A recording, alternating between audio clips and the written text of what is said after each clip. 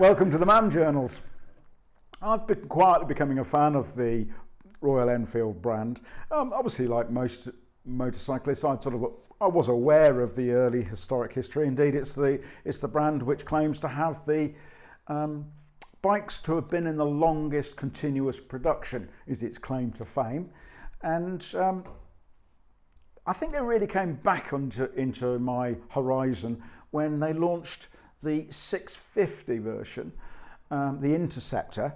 I think that came out in November 17 and in production in 2018. And I sort of began to follow the brand, what they were doing. They're now, of course, owned by an Indian conglomerate. And contrary to some people's perceptions even today, they're not a small cottage industry.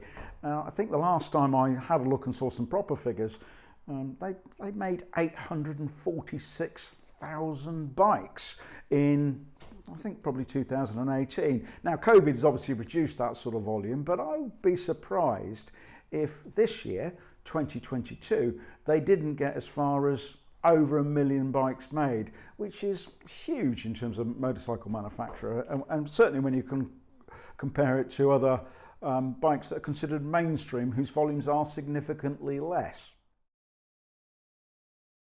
Over the years, I've had the opportunity through King's Two-Wheel Centre to try quite a few of the bikes, and I've tried. They do 650s. So I've done a review on the 650. Some of you have been watching the channel for a while know that I've got a 650 Interceptor which quietly crept into an 865 because I did a big bore project on it. I've ridden the GT, although I haven't done a review on it. I've tried most of the 350s. I've done the Meteor and the Classic, and I'm actually having the opportunity in a month or so's time. I'll be having a ride on the new 350 Hunter. And I've also tried the 411s, the Scram, and this is, although I've ridden it before, this is the first time I've done a review on this bike, the Himalayan. Himalayan came out, from memory, about 2016, and I've watched them sort of evolve them, indeed all of the range over the last few years, and they're gradually improving, well, actually not gradually, relentlessly is probably a better word, improving their quality and listening to what the customers say and just adding additional features and functions on the bike.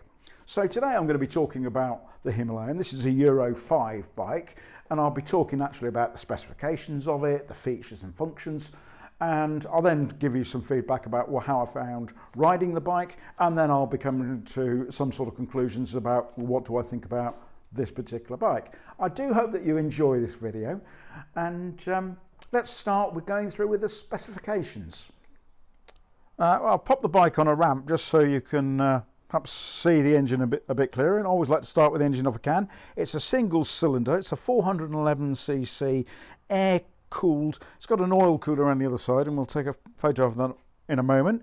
It's a 7886 bore and stroke. That's what's known as a long stroke, without boring us all with the technicalities, but essentially that sort of helps you with the torque. You're unlikely to be spinning up on it, but you have got a good gradual increase in power. It's a single overhead cam with 2 valves. It produces 24.3 brake horsepower at 6,500 revs and 32 newton meters of torque at 4,250. 24 isn't exactly pulling trees up, but 32 is not bad in terms of torque for a bike of this size, and you do ride it on the torque as opposed to the power. I do like it has got noticeably more power than the 350, which I do really like, but you definitely, and when we get to the riding section, I'll be talking about some of the differences between riding a 350 and the 411.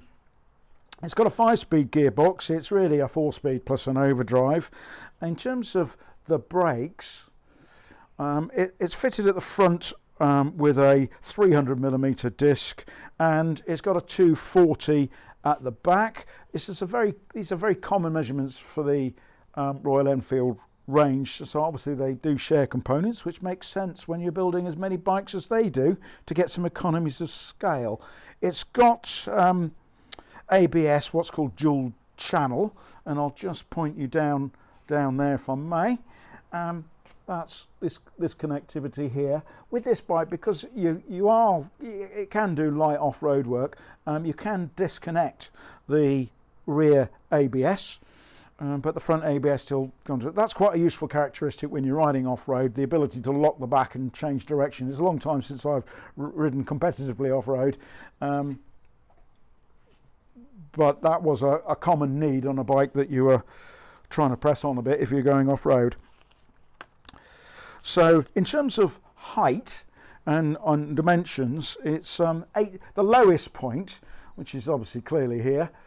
It's 800 mil, or if you think in old money, that's 31.5 inches. It weighs 191 kilograms, which is 421 pounds. Actually, I think from memory that's slightly lighter than the Scram, but just by a few pounds. The tank takes 3.3 imperial gallons, and I think you could. I've spoken to several people who've got over 90 to the gallon. I think you could easily get 80 something, so that gives you, well over 200 miles range. So very capable in terms of range and travelling distance. In terms of suspension, it's they're fairly basic units with not much adjustment. You've got preload on the back suspension, as you can see, which is obviously about setting the sag height, but in itself, the rear has got about 180 mil of travel, and the front suspension, again non-adjustable, has about 200 mil of front travel. In terms of luggage capacity, you've got these sort of rails here which you can put bags on the front. You've also got plenty of space on the back to put rear luggage bags, and you've got a small rack at the back there which you could put a small top box on. They do make it very obvious that it's no more than 7 kilos, although I know some people who choose to ignore that and load it up at the back, which is again a personal choice really, but you could certainly put a small top box on there that you could get a helmet in and just use that for when you're making a stop off. In terms of finish, I mean, I quite like the sort of the matte paint on it, and it does sort of clean up well. Finish is what you'd really expect. It's not perfect. There are blemishes and marks on it, and you do get some early signs of corrosion. This bike's done 1,700 miles, and you can see a little bit of rust appearing in there. So I think if that sort of thing is you can keep on top of it, but if it is a concern to you, then you think about it carefully. But it's a rugged bike, and the construction is slightly agricultural in line with its purpose. I actually quite like the sort of handlebar instruments. I think they've got a nice solid sort of feel to them. I mean, like all of them, they're made of plastic, but there's different types of plastic, and this is better than most. They're quite tactile, quite definitive in terms of operating them, so I quite like that. The mirrors were good, and I got good vision on it. In terms of the dash itself, I felt it's a little bit overcomplicated for a bike, which I think is the beauty of it is its simplicity and its ruggedness. So it's all a bit busy going on there, but quite useful in terms of that. Obviously you've got a speedo, you've got various trips on it, fuel gauge, which is like most fuel gauges really, but perhaps more than others, a bit of a guesstimate. It does actually go down to like a flashing light and a trip when it gets down to, I think, about a third of the way down, so that'd be about a gallon left. This sort of compass thing here is, I can't say I only found much use for it on the 316 to Banbury, but I guess somebody might need it, but to me a bit gimmicky. This rev counter, which actually the Scram doesn't have, I actually did find useful, and this little device here, which is like a mini sort of maps really. It's a very simple device. I didn't bother connecting it with this, I just followed my nose, but I have used it on actually the some of the 350s that I tried. Very simple instrumentation, just tells you left, right or straight on, tells you how far you've got to go before you got to the destination you put in, and you connect that to your phone. I did speak to somebody who had one of the bikes, and he said no, he'd never connected that, and he said his phone wasn't really compatible with that. So I said, well, how do you actually get around then? He said, well, I just look at a map before I go out and remember what was on it, and so I seem to get there, which is obviously in modern days an outrageous concept that we could actually read a map, but I do think it's quite functional. It does work. So what was the bike like to ride? One of the nice things about what I do is that I do actually get the opportunity to ride lots of different bikes, and that can lead to some confusion because I end up trying initially to ride bikes similar to the bike that I've last been on, and in this particular case it wasn't the right approach.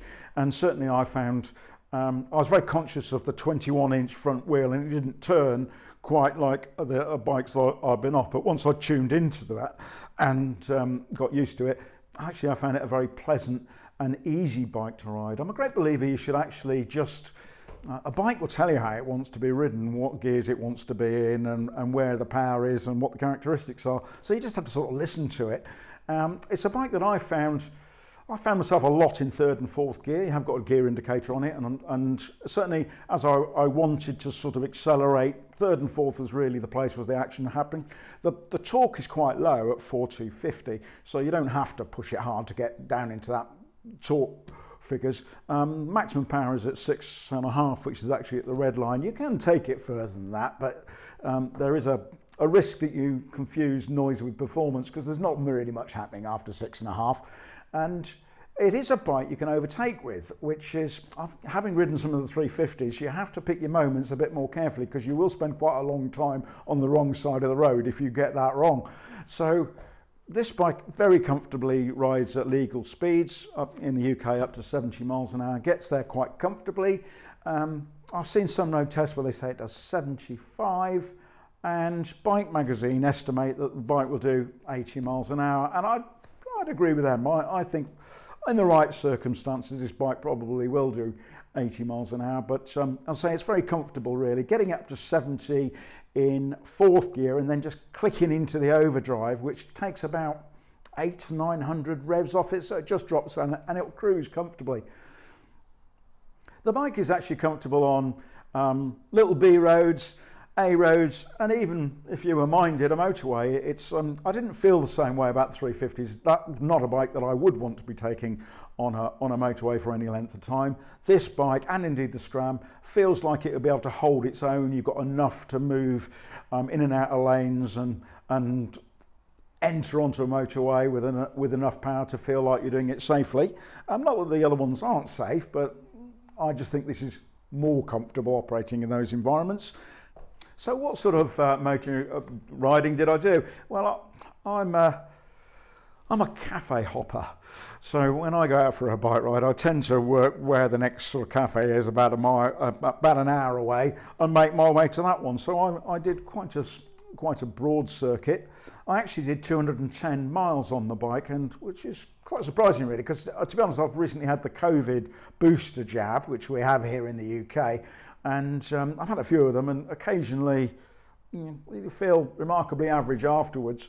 And I rode this bike during circumstances where, to be honest, if I hadn't got it, I probably wouldn't have ridden at all. I'd probably found an excuse to sit and watch videos or something, and felt sorry for myself. But the reason why I mention it was because, despite the fact that I was feeling like I wasn't firing on all cylinders, the bike was really comfortable and easy to ride, and I did find myself exploring roads and routes which I hadn't done for some years, and enjoying the journey. As I say, I did 210 miles on it. I've probably done 50 miles on one of these beforehand, so I've got a pretty broad experience of riding them now. Could you use the bike for long trips? Yeah, I think you could. I think the fact that the capability of loading luggage onto this bike is really sort of built in. You have both front, back, on these sides with the various panniers and things you can get on it. I genuinely think, as long as you're not in a rush, you could actually tour quite long ways on this. It's comfortable to ride for long distances, and several hours at a time. I got no excessive aches and pains out of it, and I think you could fully load it. The fact it's quite a big bike, is actually a bonus. It obviously impairs performance being bigger for the power that it produces, but it does make it very stable in crosswinds and things like that. So, and it certainly coped, in terms of riding, it copes very comfortably with all sorts of road. Handling was, for a bike of this type, it was very good and very secure. In terms of riding in an urban environment, I mean, I did deliberately sort of drive into the centre of Oxford, which I quite like to do when I'm trying a bike that is a potential commuter, and it handles manoeuvres well, easy to filter with, and despite the theoretically high seat height, it's 31.5 inches and I'm 29.25. It is really comfortable putting your foot down either side, which I find quite useful when you are filtering through traffic. I personally don't like teaching around on bikes, and I felt it was comfortable in third gear, popping around town, and as I say, very easy to ride, easy to manoeuvre. In terms of off-road capability, I think it is capable of going off-road, but I think you need to be realistic about what your definition of off-road is. And a couple of things give you a clue as to that. One, the actual sort of ground clearance is probably just over 8 inches by the look of it, and now just completely confuse the measurements as all of us do. You've got about 200 mil of travel in the front forks, and the mudguard at the front, you can see it's got like this, I'm just going to move across, hopefully you can still see me on camera. This bit here is aesthetic. You can see that underneath there's another mudguard, and the fact that it's got a mudguard so close to the tyre itself tells you it's not really designed to go seriously off-road, because obviously that would clog up and you'd end up with a slick off-road, which is probably not perfect. But it is capable of doing light off-road work, and indeed I think the name gives you a clue that it's designed for roads that are less than the perfect modern tarmac that some of us expect. The tyres are, although they look off-roady, they're not really. If you were going to do any serious off-roading to the extent like proper trails or attempting to go through some mud, you'd probably need to upgrade the tyres. In terms of road handling, the Seats are very good. I've had experience with both the Pirellis and the Seats, and I found them okay. I think they are perfectly adequate for a bike of this power and the sort of performance you can reasonably expect from it. I've probably done about 3,000 miles on various Royal Enfields in the last 15 months or so. So I'm reading, and I can honestly say, other than a small incident I had with this, which I'm just about to explain, I've had no problems with them at all. If you go on forums, they talk about a couple of things. They talk about problems with finish, and which we touched on earlier during the walk round, and they occasionally talk about sort of warning engine lights coming on, and I did actually have that experience with this bike. As I did about 100 miles in, I refueled the bike and I put E5 in. I suspect it hasn't been treated to the lights of E5 in its life, and the electronic fuel injection system and the Lancer Centre took a dislike to that and decided that it was going to give me an engine warning light. I took it back to the dealership and explained what I've done. Bike seemed fine, oil levels were fine, the bike was actually running okay, and they put it diagnosed in and said, yeah, the Lancer triggered. It was probably the E5 running at, which runs hotter than E10, that just triggered it off, but they reset it out, and I've not had any problems since. But I think in the main they are pretty reliable, and I've spoken to a couple of owners who've said they've done sort of 15,000 miles on one, and they've been very happy and proved to be very reliable. So I think they're quite impressive in terms of how they're doing that within the budget that they're operating. So what are my conclusions on the bike? Well, I think it's a bike that's got character and a bit of charisma. I think it's a very comfortable bike to ride, and it's a very competent bike to ride. So I think they've ticked a lot of boxes in a manufacture of these. I also think it's quite a rugged bike, and I think it's a bike you could run either as your all-year bike, or I think some people might be tempted to run this as a winter bike because it has got that sort of rugged construction and a nice riding position, which is better in clement conditions than sort of a sports bike would be, with limited steering lock and various other characteristics. So I think it's a very capable bike. and I enjoyed riding it. I'm not the sort of person that names bikes, and it just doesn't, in fairness, I don't sort of get it, but I do respect that some people do. And it's the sort of bike, it does have a sort of character to it. If you were the sort of person that named bikes, you definitely end up with a name for this, because I ride a lot of bikes during what I do for the channel, and indeed I've always followed my interest and ridden them. And a lot of them are what I would describe as jabs. They're just another bike. But this somehow has a bit more than that. And I met somebody who'd actually came across, I went to the H Cafe, it was one of the stops that I made, and somebody popped across, which I always enjoy when previous owners come and have a chat with me about them, because I learn about what's going on. And they said they'd had one, but they'd sold it, and they'd spent much more money buying a more expensive bike. And he was saying that actually he really missed his Himalayan, and he's thinking he might go back to the brand, because they are slightly different, and they're not just your ordinary run-of-the-mill bike. I think you particularly have to bear in mind, you know, what great value they are. You can get a new one of these with a 3-year warranty and recovery, hopefully not necessary, for less than £5,000. And you can pick up, I've seen earlier one of these, in fact King's Two Wheel Centre have recently sold. It was, when I got the bike it was still for sale, but I can see on their website it's sold now. They had a 2018 bike with 15,000 miles on it for £3,000. So extraordinary value for a capable all-rounder. Of course, I think it's only appropriate that I take this opportunity to thank King's Two Wheel Centre for lending me this and indeed many other bikes over recent years. It's been very generous of them, and I do hope that you've enjoyed this video and found that it's informative and helpful. As always, I do hope that you ride safe, stay well.